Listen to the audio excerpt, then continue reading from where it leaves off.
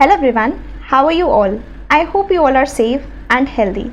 So in this video we are going to cover up question number 11 to question number 20. In case you are new here, my name is Anshita and we have covered all the MCQs and case scenarios of audit.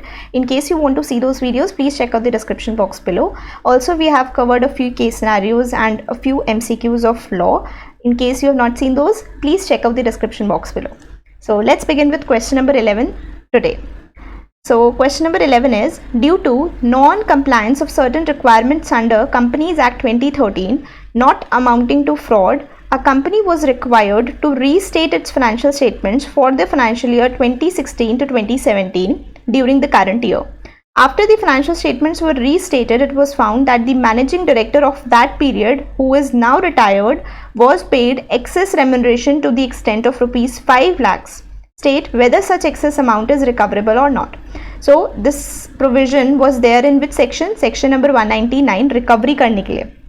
तो अगर आपको पता होगा कि अगर हम किसी भी MD, WTD, मैनेजर या CEO को एक्सेस रेम्यूनरेशन पे कर देते हैं, एक्सेस रेम्यूनरेशन पे किया, ऐसा कैसे पता चलेगा? आपकी कंपनी के फाइनेंशियल स्टेटमेंट्स रीस्टेट हो गए हैं and that is because of the reason या तो फ्रॉड पता चला है या फिर there was some non compliance. तो इस केस में क्या होता है, आपके फाइनेंशियल स्टेटमेंट्स रीस्टेट होते हैं. अब रीस्टेट होने पर आपको पता चला है कि जो रेम्यूनरेशन आपने पे कर दिया था टू दी MD, WTD या मैनेजर या फिर CEO including the stock options, अगर वो एक्सेस था तो उस एक्सेस को आप रिकवर कर सकते हो irrespective of the fact that MD, WTD, manager or CEO is your currently into that position or not.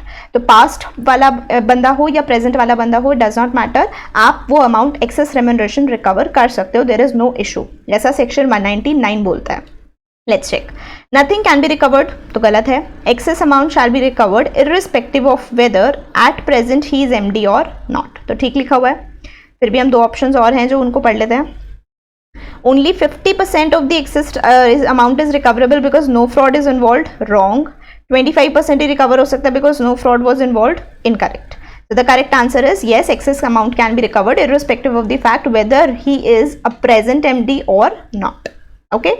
Let's move on to the next question. Question number 12. Capable Limited appoints Mr. Vikas as the managing director of the company. The board of directors entrusted him with some powers. Substantial powers. आपको पता होगा ना, ये लिखा हुआ है provisions में. कौन सी पावर्स से इंटरेस्ट करते हैं? Substantial powers. Mister Vikas is not ready to do the administrative acts authorised by the board of directors keeping in view that he shall be interested with the substantial powers of management. ठीक बोल रहा है वो बिल्कुल. Decide the acts which mister Vikas can undertake. तो आपको पता होगा कि जैसे कि चेक्स ड्रॉ करना, इंडोर्स करना, या नेगोशिएबल इंस्ट्रूमेंट्स को ड्रॉ करना, इंडोर्स करना, शेयर सर्टिफिकेट्स पे सिग्नेचर करना, एडमिनिस्ट्रेटिव एक्ट्स करना, ये सारी चीज़ें MD को करने की ज़रूरत नहीं होती. He is interested with some substantial powers of management which the other directors are not interested with. ठीक है, तो इस केस में अगर हम देखें तो to draw and endorse any cheque on account of company in bank account, ये कोई substantial powers of the management वाला टास्क नहीं है. To sign the financial statements of the company, yes it is. To draw and endorse the negotiable instrument, no. To sign any certificate of share, no. So the correct answer is B. काफ़ी direct question है, अगर आपको provisions आपने पढ़ रखे हैं तो आपको बहुत ईजी लग रहे होंगे वाले क्वेश्चन. चलो. You are the whole-time director of Choco Chips Private Limited and wishes to appoint Mr. Vanilla Sikura as its managing director who has attained the age of 72 years. Okay. तो आपको section number 196 याद आ रहा होगा. Section 196 के अंदर लिखा हुआ है कि जो किसी भी बंदे की अगर एज 21 ईयर्स से कम की है या he has attend the age of 70 years, he can not be appointed as the MD, WTD और manager of the company. But वहाँ पर एक्सेप्शन दे रखी थी कि अगर कंपनी के अंदर स्पेशल रेजोल्यूशन पास हो जाता है for the appointment of this person who has attend the age of 70 years और more, then in that case you can appoint that person. अब हो सकता है स्पेशल रेजोल्यूशन पास नहीं हुआ लेकिन मेजोरिटी अग्री कर रही थी, तो अगर ऑर्डिनरी रेजोल्यूशन पास हो चुका था, हो सकता था या हो चुका था, पर स्पेशल रेजोल्यूशन पास नहीं हो पाया, तो इस केस में आप सिर्फ CG का अप्रूवल लेकर भी इस बंदे को अपॉइंट कर सकते थे. This is the provision as per section 196. ठीक है. Now, however, the board has got to know about the fact that no company shall appoint or continue the employment of any person as MD, WTD manager who is below the age of 21 years or has attained the age of 70 years. बिल्कुल ठीक बोला है. You are requested by the board to evaluate the situation and suggest whether he can be appointed as the managing director or not. Yes, he can be appointed, but special resolution is required. अगर special resolution पास नहीं हो पाता, ordinary पास हो रहा है, तो CG का approval लेके भी अगर CG approve कर देता है, then in that case you can appoint this person. So yes, no वाले options तो आप काट दो पहले. Yes, he can be appointed as MD by the board of directors. No, board of directors नहीं कर सकते. Yes, he can be appointed as MD by the shareholders through special resolution. Yes. Yes, he can be appointed as MD by making an application to NCLT. No. Correct answer क्या है? C. चलो. Next question is question number 14. Mr. A was appointed as the manager of PQR Limited for a period of 5 years. Okay. किस दिन हुआ है? 20th June 2015 को हुआ है. Considering his performance and dedication before completion of his tenure, that is tenure कितने years का था? 5 years का. Management decided to reappoint him as the manager. On which date his reappointment will be valid. तो आपको पता होगा कि अगर आपको reappointment करना है तो आप reappointment कर सकते हो for the next tenure of 5 years, but the reappointment cannot be made before 1 year from the expiry of the first tenure. मतलब अगर मेरा tenure expire हो रहा था for example 1st of April 20 को, तो मैक्सिमम टू मैक्सिमम मैं इसे 1 साल पहले तक रीअपॉइंटमेंट कर सकती हूँ फॉर अनदर टर्म. ठीक है, ऐसा नहीं कर सकते कि मैंने आज इस बंदे को अपॉइंट किया है for the period of 5 years and मुझे 2 साल बाद लग रहा है कि इसको ना ये बहुत अच्छा काम कर रहा है, मैं इसको रीअपॉइंट करना चाहती हूँ. तो अभी सिर्फ 2 साल ही हुए हैं और 2 साल बाद मैंने क्या कर दिया, इसका रीअपॉइंटमेंट कर दिया फॉर द नेक्स्ट 5 years, जो कि इधर इस अभी पहले 5 years का टेन्योर खत्म होगा 3 साल बाद, उसके बाद 5 years के लिए. तो ऐसा आप नहीं कर सकते. अर्लीस्ट टू अर्लीस्ट आप 1 साल पहले उसका रीअपॉइंटमेंट कर सकते हो. तो इस केस में हम देखते हैं इसका जो अपॉइंटमेंट हुआ था, ये अपॉइंटमेंट हुआ था 20th June 2015. तो 20th June 2015 से इसका 5 साल के लिए अपॉइंटमेंट हुआ है. तो 20th June 2015 से 5 साल आप ऐड कर दोगे तो he was appointed for 5 years, 16, 17, 18, 19, 20. So he was appointed for the year 2020. तो मैक्सिमम आप कितनी पहले इसका रीअपॉइंटमेंट कर सकते हो? 2019 के अंदर. 2019 के अंदर भी जून के हिसाब से लगाते हैं तो 20th June 2019 से पहले आप इसका रीअपॉइंटमेंट नहीं कर सकते. या तो इस दिन या इस दिन के बाद आप इसका रीअपॉइंटमेंट कर सकते हो फॉर द अनदर टेन्योर. तो यहाँ पर देखते हैं डेट्स क्या है. तो 2018 तो सबसे पहले काट दो क्योंकि तो बिल्कुल आउट ऑफ द बॉक्स है. 2019 में भी उन्होंने दिया कि 1 फरवरी को आप रीअपॉइंटमेंट करोगे तो वैलिड होगा. नो, ये अर्लियर देन 1 year हो जाएगा. 24th जून जो है आपकी 20th जून के बाद आती है तो कोई प्रॉब्लम नहीं है, आप इस दिन इसका रीअपॉइंटमेंट करोगे तो भी वो क्या होगा, वैलिड होगा. सो the correct answer in this case is a. Let's move on to the next question. Question number 15. Lockwood Safety Gears Private Limited pays remuneration to its directors on yearly basis. Company has WTD on board. Currently, they appointed Mr. X as the managing director of the company. Now, company has to keep in mind that overall remuneration to the directors, including the managing director, whole-time director, and manager, shall not exceed the maximum limit under the act. तो आपको पता है maximum limit कितनी है? 11% as per section 197. ठीक है, लेकिन इधर फिर लिखा हुआ है if there are more than 1 managing director, whole time director या manager, how much maximum remuneration is allowed in a financial year. तो इन लोगों के रिस्पेक्ट में अगर बात करूं, MD, WTD मैनेजर, तो इन लोगों को मैक्सिमम 10% आपका अलाउड होगा. क्यों? क्योंकि there is more than 1 MD या फिर WTD या फिर मैनेजर. अगर एक ही होता तो 5% की लिमिट थी, लेकिन टोटल ओवरऑल तो कभी भी 11% से ज़्यादा नहीं हो सकता for all the directors including MD, WTD, manager. ठीक है, अब इस क्वेश्चन में अगर आप इस क्वेश्चन को पढ़ो तो आपको क्या लगता है वो क्या पूछने की कोशिश कर रहे हैं? इस क्वेश्चन को पढ़ते ही लग रहा है कि वो पूछना चाह रहे हैं कि ये लिमिट क्या है.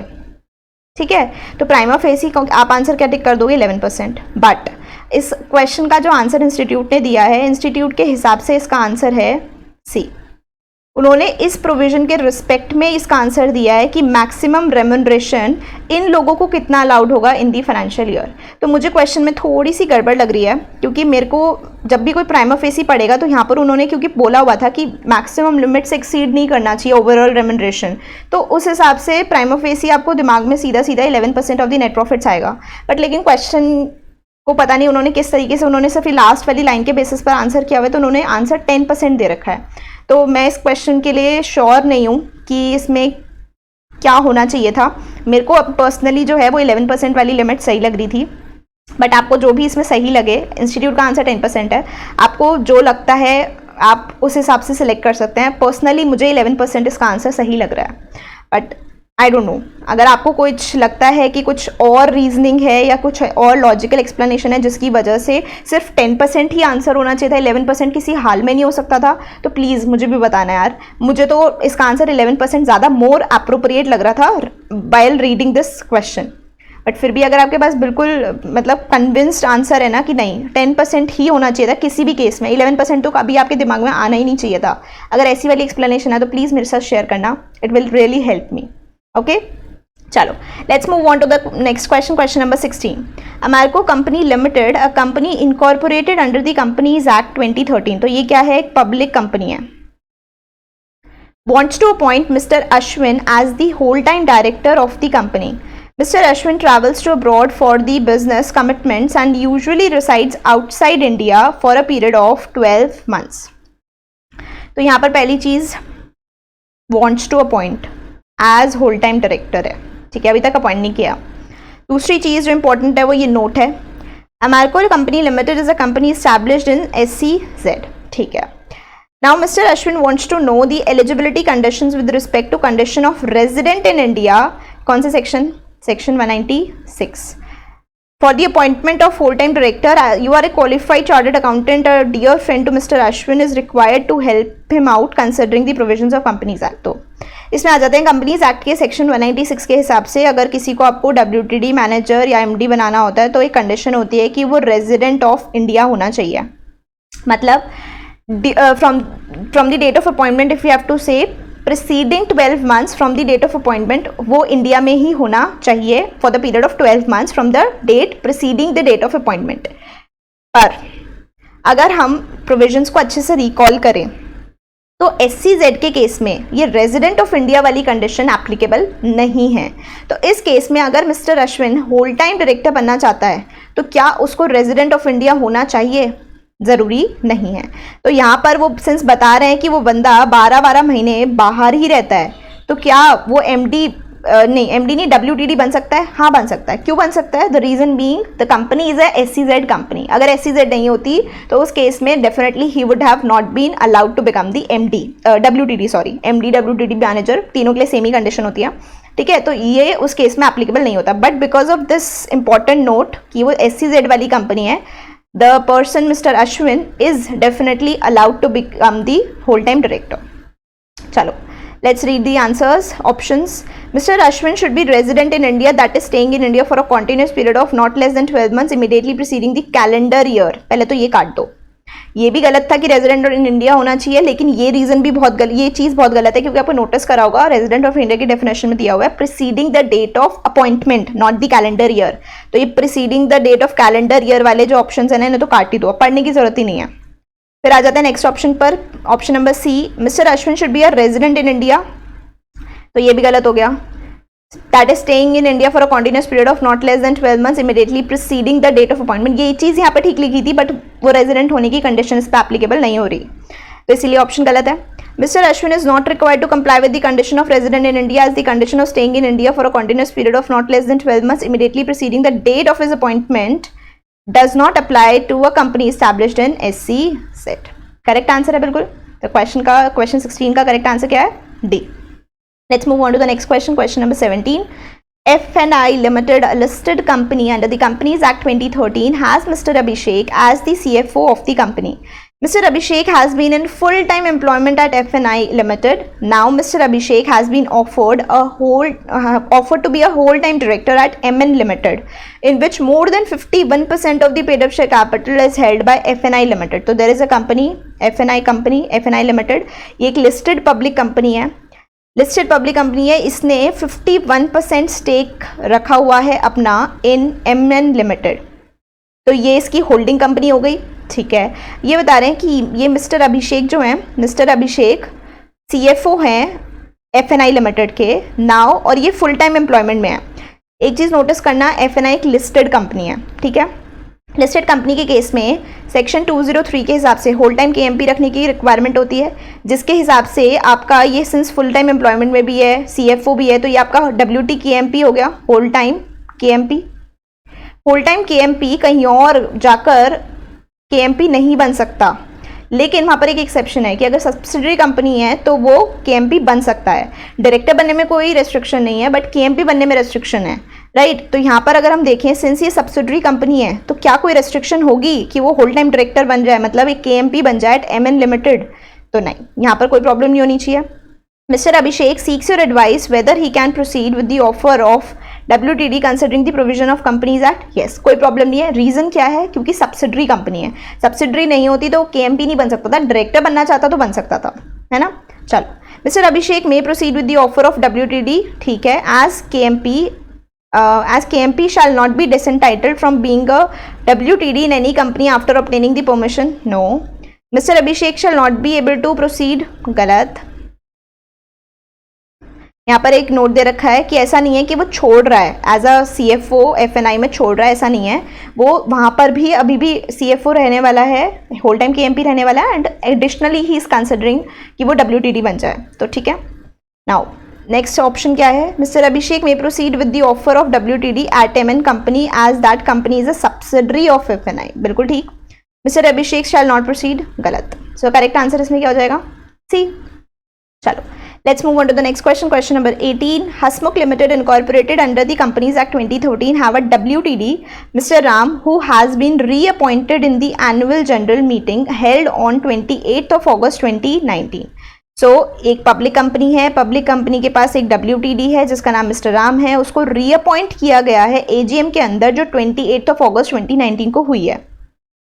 Mr. Ram has served as WTD to the company nearly 4 years and his tenure of office would expire on 24th of December 2020. तो उसका जो टर्म ऑफ ऑफिस है वो एक्सपायर होने वाला था 24th of December 2020 को, लेकिन उसका जो रीअपॉइंटमेंट हो गया वो 28th of August 2019 को ही हो गया। एक बात बताओ, WTD का रीअपॉइंटमेंट मैक्सिमम कितनी पहले हो सकता था? 1 साल पहले। तो इसका maximum 24th of December 2019 and onwards होना चाहिए था रीअपॉइंटमेंट, पर यहाँ इन्होंने कब कर दिया? 28th of August 2019। क्या ये वैलिड है? नहीं। Further the companies upcoming AGM is scheduled to take place on 25th of October. In the said AGM, Mr. Ram has been reappointed as WTD for his last tenure. You are required to comment about the validity of reappointment of Mr. Ram by the company. तो यहाँ पर ठीक है, problem है, reappointment बहुत पहले कर दिया। The reappointment of mister Ram is valid, mister Ram is invalid, invalid, valid वाले काट दो, इनवैलिड। तो the reappointment of mister Ram is invalid as in law as reappointment can not be made earlier than 1 year before the expiry of his term. ठीक answer है। The reappointment of mister Ram is invalid so as no special resolution for reappointment has been passed. नहीं। Reason क्या है? Reason है 1 साल से भी पहले रीअपॉइंट कर दिया। Next question, question number 19. MDH Masala Enterprises Limited, a public company incorporated under the Companies Act 2013, is into the business of trading of various chaat masalas in daily food items. Mr. Vinayak was appointed as the CFO of the company on 2nd of July 2017 by the board of directors. ठीक है, board of directors ने CFO को appoint किया है 2nd of July 2017 को। In the upcoming board meeting scheduled on 30th of April 2020, Mr. Rinkesh, aged 55 years, was appointed as the managing director. तो 55 years की as में कोई प्रॉब्लम नहीं है, मैनेजिंग डायरेक्टर की तरह अपॉइंट किया है, कोई प्रॉब्लम नहीं है। The board of directors also made a reappointment for another term of 3 years in the said meeting. reappointment किसका किया होगा? reappointment किया होगा इस बंदे का, CFO का, Mr. Vinayak. Further, in the annual general meeting of the company held on 30th of June 2020, reappointment of Mr. Rinkesh, okay, April 2020 में उसको अपॉइंट किया था, बोर्ड ने अपॉइंट किया था। इसकी जो अपॉइंटमेंट है वो अप्रूव हो गई, ठीक है, अप्रूव करवानी पड़ती है आपको, पहले बोर्ड अपॉइंट करता है फिर अप्रूव करवानी पड़ती है आपको जनरल मीटिंग के अंदर। And the members also noted the reappointment of mister Vinayak as the CFO for another term of 3 years. You are required to state whether the reappointment of Mr. Vinayak is valid in law or not. तो एक बात बताओ, जो ये provisions होते हैं MD WTD manager को आप अपॉइंट नहीं कर सकते 1 साल पहले, से भी पहले, तो ये वाले जो प्रोविजंस होते हैं किस पे लगते हैं, MD WTD मैनेजर, ना कि CFO। ठीक है, तो यहाँ पर वो वाला पॉइंट तो आपको देखने की जरूरत नहीं है with respect to his validity. दूसरी चीज, CFO को अपॉइंट कौन कर सकता है, बोर्ड कर सकता था। अप्रूवल करवाने की एज सच कोई रिक्वायरमेंट नहीं थी। वो रिक्वायरमेंट कब आती है, जब वो कोई MD WTD या मैनेजर होता है। तो ठीक है, yes the reappointment of mister Vinayak is valid in law as board of directors may appoint him as for the such term as it thinks fit. कोई प्रॉब्लम नहीं थी। नो वाले ऑप्शन आपके गलत हैं, B और C तो फिर ऑटोमेटिकली गलत है। तो अपॉइंटमेंट करने में कोई, रीअपॉइंटमेंट करने में कोई प्रॉब्लम नहीं थी भाई, वो CFO था। इसके लिए आपको कोई प्रोविजन सोचने की जरूरत नहीं है। बोर्ड ऑफ डायरेक्टर्स जितने मर्जी टर्म के लिए उसको रीअपॉइंट कर सकते थे। चलो, last question for this video. Go dairy company limited, a public company incorporated under the companies act 2013 is into the business of selling dairy products through online mode. Mister Dhawal is holding the position of WTD of the company. Okay. During the financial year ended 31st March 2020, the office of Mr. Dhaval got vacated on attracting the disqualifications under Section 164 of the Companies Act 2013. You are required to advise how shall the Board of Directors fill the vacancy of Mr. Dhaval considering the provisions of Companies Act. तो आपको पता होगा Section 203 बोलता है कि जब भी WTD का ऑफिस वेकेट हो जाता है, उस केस में आपको बोर्ड को 6 महीने के अंदर from the date of such vacancy इस वैकेंसी को फिलअप करना पड़ता है। So vacancy shall be filled up by the board at a meeting of the board within a period of 3 months from the date of such vacancy. No, 6 months होता है. The vacancy shall be filled up by the board at a meeting of the board within a period of 6 months from the date of such vacancy. Correct लग रहा है बिल्कुल? फिर एक बार और options देख लेते हैं. The vacancy shall be filled by the board at a meeting of the board within a period of 2 months. No. 1 month. No. Correct answer क्या है? Within a period of 6 months. ठीक है, so this is all about this video guys. Thank you so much for watching the video. If you liked it, give it a thumbs up, share it with the friends and subscribe to the channel. I hope you all enjoying these series. If you are, then don't forget to like this video. I'll see you in the next video. Till then, stay safe, stay healthy and bye bye.